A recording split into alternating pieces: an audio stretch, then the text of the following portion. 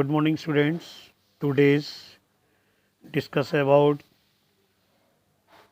History chapter number 4, जिसका शीर्षक है मुग़ल साम्राज्य।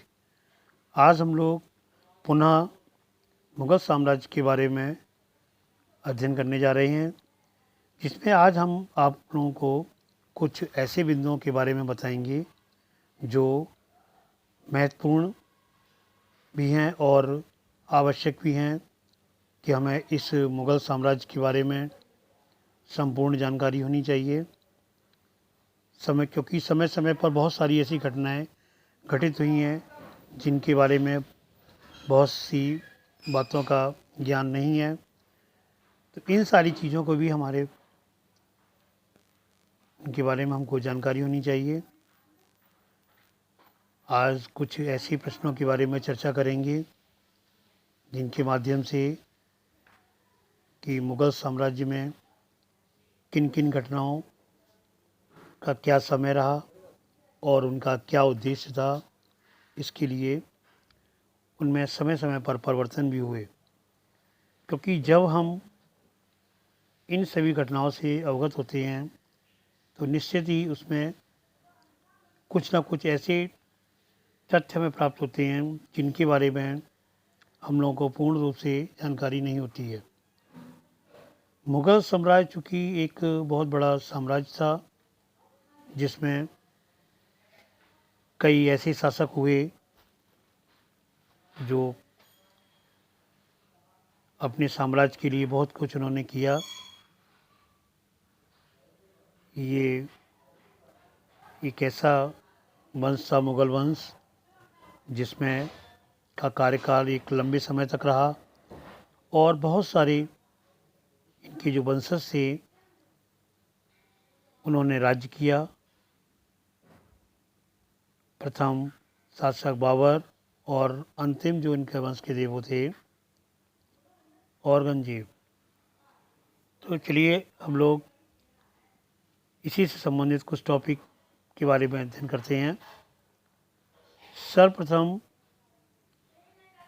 हमारे सामने एक प्रश्न आता है कि मुग़ल वंश का संस्थापक कौन था, यानी किसने नींव डाली, किसके द्वारा? बाबर।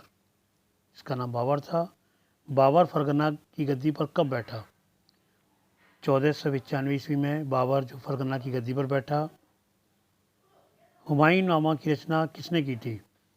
हुमायूं नामा जो कौन था? हुमायूं थे बाबर के पुत्र। तो हुमायूं नामा की रचना किसने की थी? गुलबदन बेगम, जो इनकी बहन थी।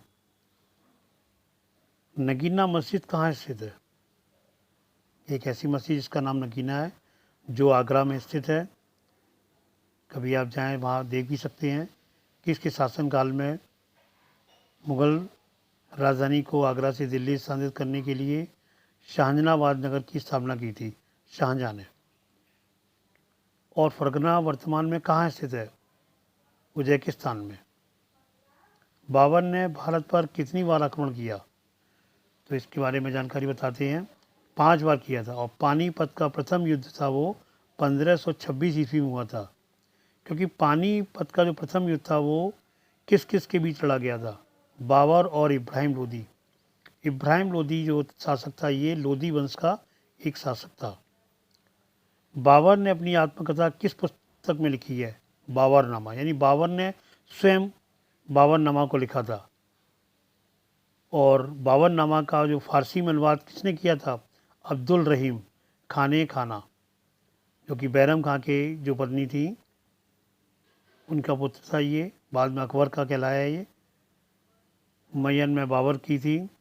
मुग़ल वंश का सबसे प्रसिद्ध राजा कौन था? अकबर था, क्योंकि अकबर ने बहुत सारे कार्य किए।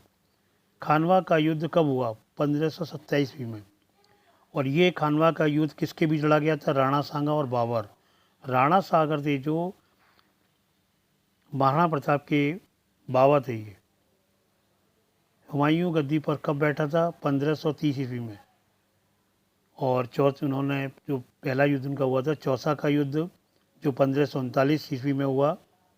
चौसा का युद्ध था वो शेरशाह सूरी और हुमायूं के बीच लड़ा गया। शेरशाह सूरी वही है जिन्होंने GT road, grand trunk road का निर्माण कराया था। हुमायूं द्वारा लड़े गए 4 युद्धों क्रम में देवरा जो 15 से 31 में था, चौसा का 1539 ईस्वी में और बिलग्राम 1540 ईस्वी में, सरहिंद 1555 ईस्वी में लड़ा था। यानी 4 युद्धों को उन्होंने लड़ा था।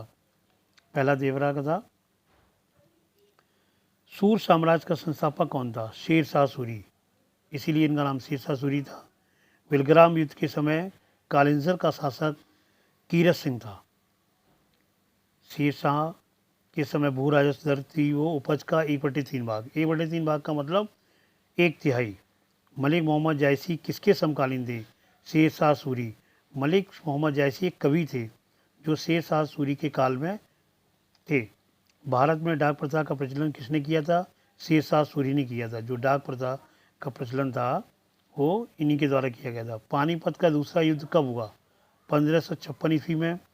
और यह पानीपत का जो दूसरा युद्ध था वो अकबर और हेमू के बीच लड़ा गया था। पहला के बाबर के और उनके बीच था और ये अकबर हेमू के बीच था।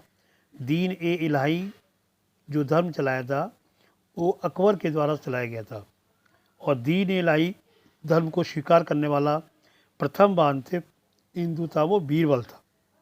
इसीलिए अकबर की बीरबल की कहानी बहुत सुनती होंगे। अकबर के शासन की प्रमुख विशेषता क्या थी? मनसबदारी प्रथा। मनसबदारी प्रथा के बारे में हम लोग अध्ययन कर चुके हैं क्योंकि ये सब राजपूत या कोई भी इनके अधीन कार्य करते थे।